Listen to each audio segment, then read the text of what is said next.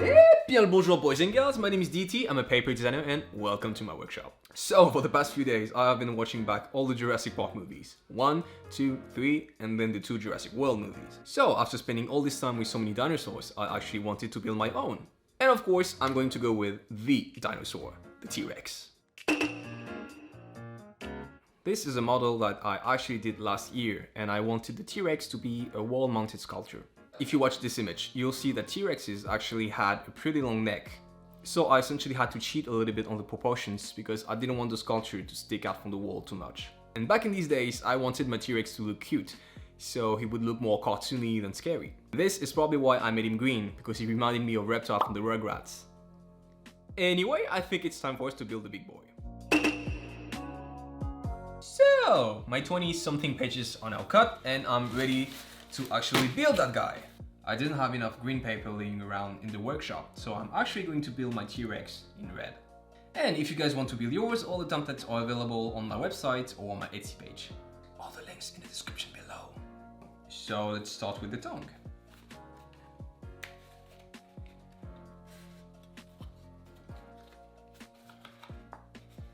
And the big purple tongue is done. Onto the mouth. Building this T-Rex actually brings back a lot of good memories because one of the very first papercraft I ever did was, in fact, T-Rex. I think it goes back to 2014 or something like that. I was working as an intern in the studio that was doing special effects makeup for movies and TV shows. And that day we had to build a T-Rex model. So this was one of the very first time I had to do a 3D model that was meant to be built as a paper sculpture. The 3D model was far from being perfect and the sculpture itself had a lot of issues. But for that time, I still think it looked pretty decent. I think the T-Rex was standing like 70 or 80 centimeters high. Where am I supposed to go? So I was saying that the T-Rex was pretty big and the main issue I faced was that it was too heavy. I think he was actually able to stand on his legs for a couple of days before he started to fall on the side. I'm talking to you guys and I'm not focused. Ah. Well, that's a big mouth.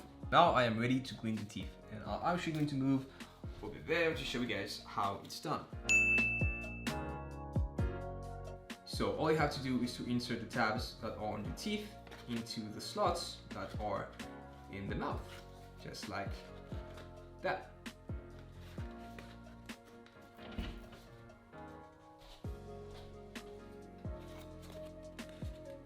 Check out this jaw. We are Venom.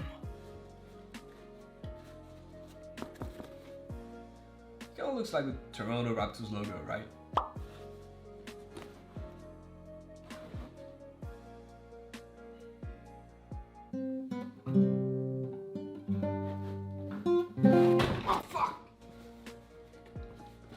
Okay, so most of the head is done now, so all I have left to do is the back of his body and of course his tiny little arms. I am Megatron. Yes. The next day.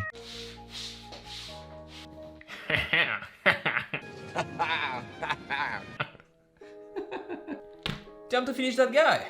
And I'm going to move on to the arms.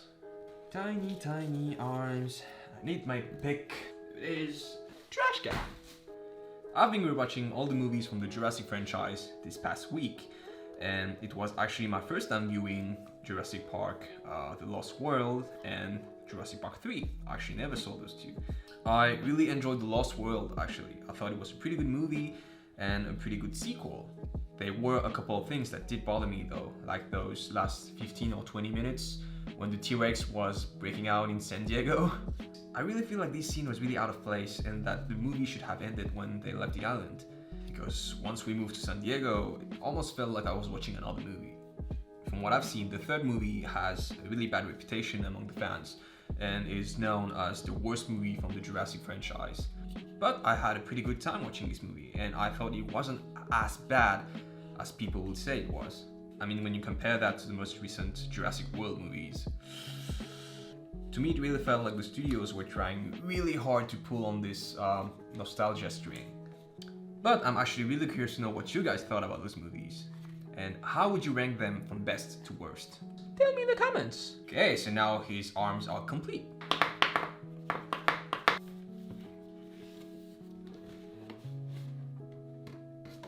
And then 1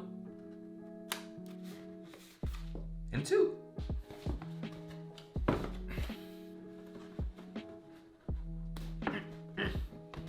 That's a big baby. How does it look? He is looking really, really sweet. I'm actually really happy that we chose to make him red because I think he looks awesome. So we actually have one more step to do. As you can see, he is pretty flimsy right now, and that's because I haven't attached the back pieces yet. So those back pieces are supposed to go all around this circle because we are going to reinforce those back pieces. But how do you reinforce the back? Well, I'm really glad you asked. It's actually really simple. All you have to do is to find a little piece of cardboard. Like this one. So what you want to do is to first take your back pieces and then glue them together. Like so. Now that your back pieces are glued together into one piece, we are going to need to trace that piece onto the cardboard. So the first step would be to actually trace the outline of the circle, just like this. Once you're done tracing the circle that is on the inside, you are going to want to trace the circle that's on the outside. So just make sure that you actually fold the flaps, so this way you can trace following the actual circle. So you can move this on the side for now. I'm just going to use a marker so you guys can actually see a little bit clearer. So now this piece of cardboard is actually the same size as our back piece. But what we want to do is to actually make this cardboard piece a little bit smaller so it would actually fit inside our back piece. And to do so, I'm just going to trace a line that's about 1 centimeter from the outline.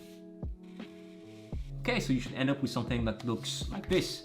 Now what we're going to do is that we're actually going to cut following the second line that we just did.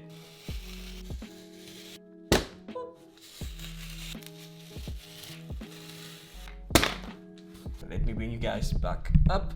So here is the end result, a slightly smaller version of a back piece. So I'm just going to use some double-sided tape on the inside of the back piece.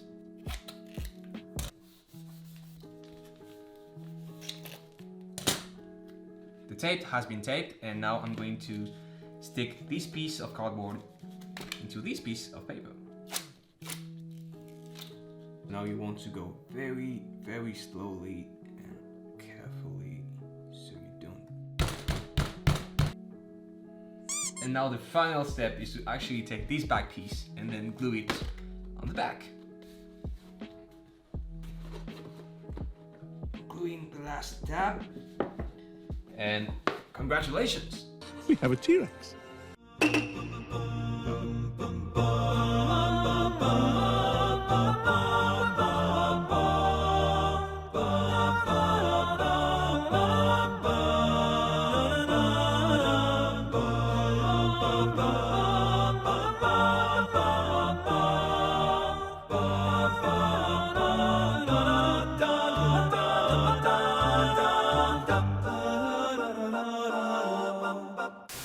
I was waiting for you, Mr. Bond.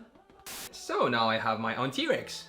And again, I'm really happy how this guy turned out. The colors look great, and I think he's going to look fantastic up on my wall.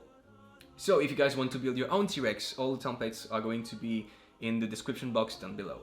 Anyway, I hope you guys enjoyed this video. I actually had a lot of fun building this guy. Please like, subscribe, and tell me in the comments what you'd like to see me build next time. You can follow us on Facebook and Instagram, and until then, I will see you in the next workshop. Iko? Okay, that was pretty bad. Iko?